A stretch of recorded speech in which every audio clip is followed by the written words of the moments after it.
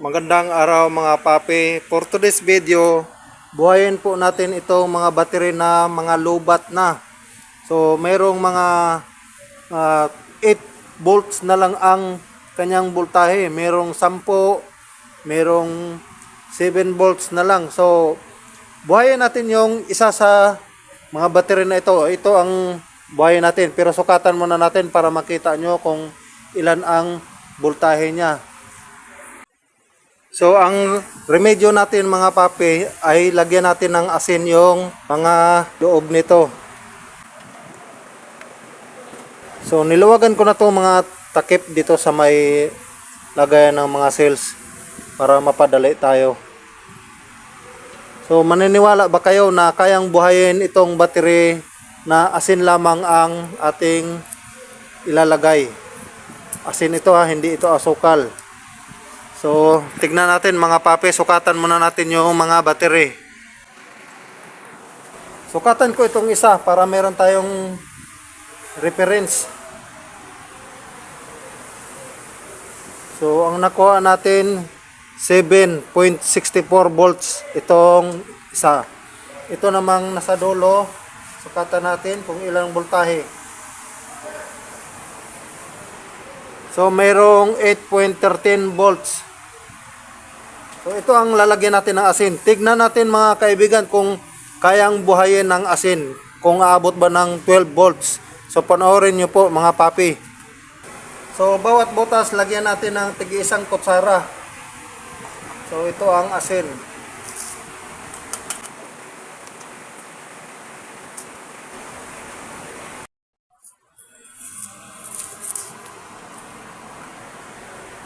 So subukan nating mag-experiment mga paps na hindi tayo gagastos ng malaking pera. Asin lang ang ilagay natin. Dahil yung mga plates nito meron ng mga corrosion yan. So malay mo matunaw ng asin yung mga corrosion. At magigising yung mga positive at saka negative plates dito sa loob. Hindi pa ako naglagay ng battery solution nito. Subukan lang muna natin yung asin. So, okay. May mga asin na yung bawat butas. Ngayon, i-charge na natin. Lagyan natin ng charger na mga 1 oras lang ang charging. So, dito ang positive. Dito ang negative. Ito may wire negative. Lagyan natin.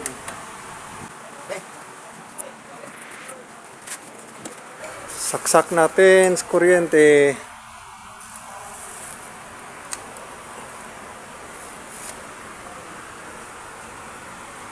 So buhayin na natin. Ayan, nakabuhay na pala. So ngayon nasa 2, 4, 6, 8, 10. So nasa 10 yung reading niya. So mamaya tignan din natin yung gauge nitong charger. Mga 1 oras tayong mag-charge.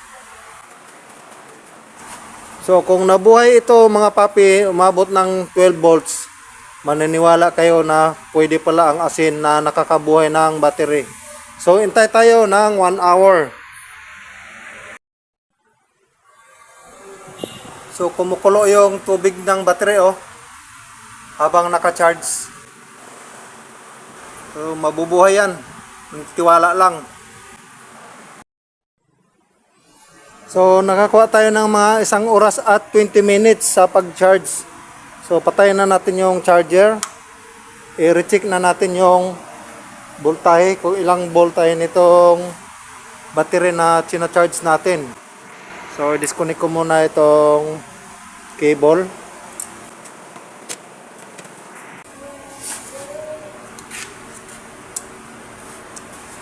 So check ulit ng voltahe.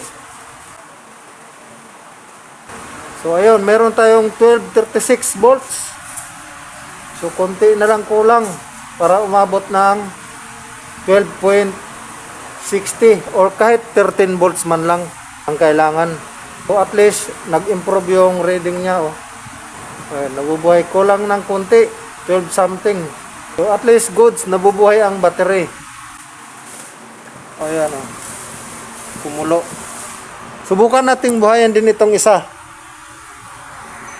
So, lagyan natin itong isa na asin. Natin kung meron bang magandang pangyayari ito sa isang battery.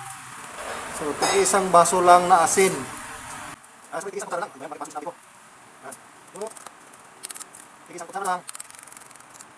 Isang kutsara. Isang kutsara.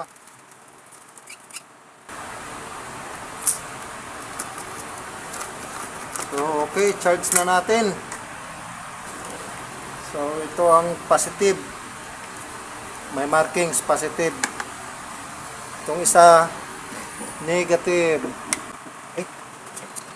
Pero i-recheck muna natin kung ilan ang voltahe nito. So, mayroong 10 volts. 10.43. Ayan o. Bago-bago. So, tataas yan pag na-charge. So, pagkaon. Bakit? Kanina hindi natin nakuha na ng reading yung pagkatapos ng charge. Ito, nasa 10 din na amperahe. So, check natin ulit mamaya after 1 hour ang charging nitong isang battery. Malalaman yan natin mamaya kung magkakarga pa ba. So, naka-1 oras na po tayo sa pag-charge nitong isang battery. Sukatin natin ulit para malaman kung ilan na ang naging reading nitong voltahe nitong isang battery. Uy, nasa 13.73. So, goods na goods, oh. 13.73. So, naayos po itong battery na ito sa asin lang. So, pwede na yan. Magagamit na natin tong battery na to. Takpan na lang natin yung mga butas. So, goods na po itong dalawang battery. Ito na lang ang hindi pa. At saka itong isa. So, bubuhayin ko pa yung dalawa na yan para yung 4 mabuhay na lahat. At yung battery na yan, para po yan dito sa electric na vehicle. So, ito po yun ang pagkakabitan. Yan, electric po yan, hindi yan di makina. So, yun lamang po mga papi. Sana nakatulong po sa inyo ang video na ito. At hanggang sa muli, makisuyo po sa pag-subscribe sa aking channel para sa susunod ko pong videos ay meron po kayong update. So, hanggang sa muli, maraming salamat at God bless po sa inyong lahat.